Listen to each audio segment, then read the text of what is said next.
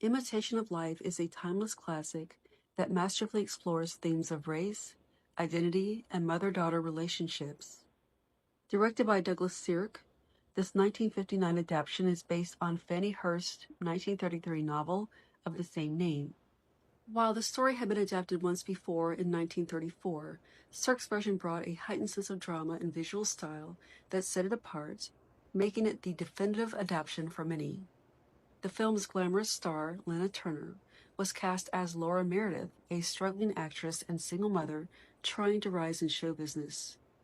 Turner's casting was no accident. Her real-life status as a tabloid fixture added a layer of intrigue to her character's pursuit of stardom. The film follows Laura's journey alongside that of Annie, played by Juanita Moore, her black housekeeper, and their daughters, whose lives are deeply intertwined.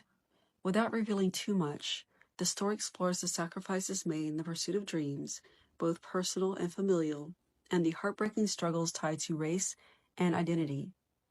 For me, some of the most devastating moments in Imitation of Life center on the relationship between Annie and her daughter Sarah Jane. As a young girl, Sarah Jane denies Annie as her mother at school, running from the classroom in shame.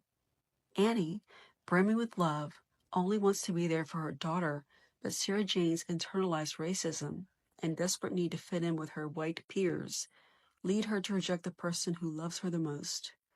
This moment captures the painful effects of societal pressures and the heartbreak of a mother being denied by her own child. I vividly remember watching this scene for the first time when I was about 10 years old. I hadn't heard of the movie before and happened to catch it on TV.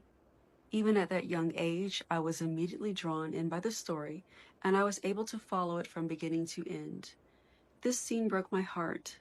I understood what it felt like to be embarrassed by my parents sometimes, but I also know how important it is to love and accept our parents.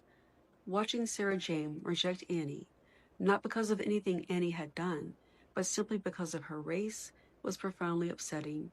It made me reflect on how much societal pressures can influence people, even to the point of rejecting those who love them unconditionally. As Sarah Jane grows older, her rejection of Annie becomes even more painful. Desperate to escape her mother's presence and the truth of her identity, she leaves home and distances herself even further. In one unforgettable scene, Sarah Jane cruelly tells Annie she no longer wants her in her life, leaving her mother shattered. Sarah Jane begins working in sleazy burlesque shows, attempting to forge a life that erases any trace of her past. Annie, determined and full of unconditional love, tracks her daughter down, but Sarah Jane still refuses to come home. She continues to push away the one person in the world who loves her the most. These moments of rejection and Annie's unwavering devotion are the most heartbreaking parts of the movie. Juanita Moore's performance shines through every tear-filled scene, leaving a lasting impression. Casting for Sarah Jane, the daughter who struggles with her identity, was a delicate and controversial decision. The filmmakers chose Susan Kohner, a non-black actress of Mexican, Irish, and Jewish descent, to play the role of Sarah Jane. At the time, the filmmakers probably believed that Kohner's exotic look and lighter skin made her appear more racially ambiguous, giving her the ability to convincingly portray a mixed-race person trying to pass for white, which is likely why they decided to cast her in the role. Since its initial release, the decision to cast Kohner in the role of Sarah Jane has sparked controversy about racial representation in Hollywood.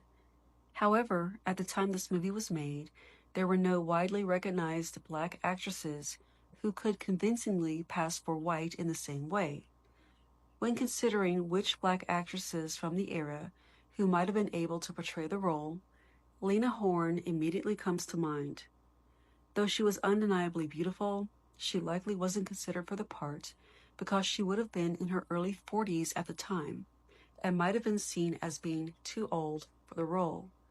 Additionally, while Horne had a light complexion, her features were still unmistakably African, which may have been seen as a barrier for the character's need to pass for white. Kohner did a fine job in the role. Her portrayal effectively captured the complexity of Sarah Jane's desire to escape her heritage, but despite this, It also raised important questions about racial authenticity in movie casting. Though I don't want to delve too deeply into the original 1934 adaptation, it's worth noting that the character of the biracial girl named Peola instead of Sarah Jane was portrayed by an actress named Freddie Washington. Washington, who was black, had a very light complexion and features that allowed her to convincingly pass for white. Unlike Conner, who was not black, Washington's casting in the role was more directly aligned with the character's racial background.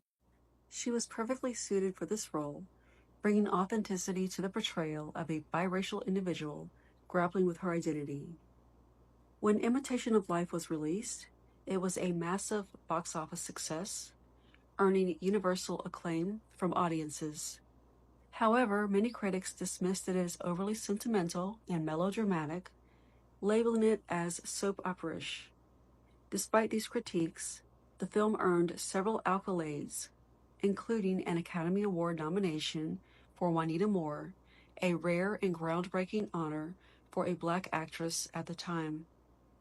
Over the decades, Imitation of Life has been reevaluated and is now considered a bold and poignant exploration of race, class, and identity. Its emotional depth and enduring themes have solidified its status as a cinematic masterpiece. If you've made it to the end of this video, I do appreciate you sticking around. If you liked it, please give it a thumbs up. And if you haven't already subscribed to my channel, please do consider doing so because I plan to upload similar content in the future. And it also helps me out. And while you're here, please do check out my links in the bio, and please do visit my Amazon page where I make a lot of great recommendations about everything from makeup, fragrances, fashion, things for the home, things for the kitchen, you name it. Thanks for watching.